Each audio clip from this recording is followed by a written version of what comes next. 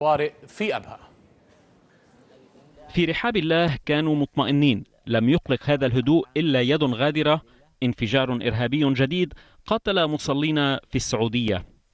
الانفجار الذي وقع أثناء صلاة الظهر في مسجد قوات الطوارئ استشهد وأصيب على إثره رجال أمن وعاملون في الموقع.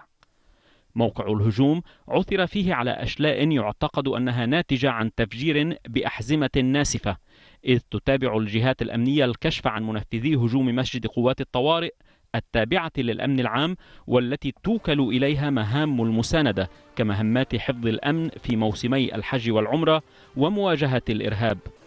أمير منطقة عسير الأمير فيصل بن خالد زار موقع الحادث يرافقه عدد من القيادات الأمنية، كما زار المصابين في مستشفى عسير المركزي، موجها الشؤون الصحية باتخاذ كافة التدابير وتكريس الجهود لتقديم الخدمات الطبية الكاملة لهم.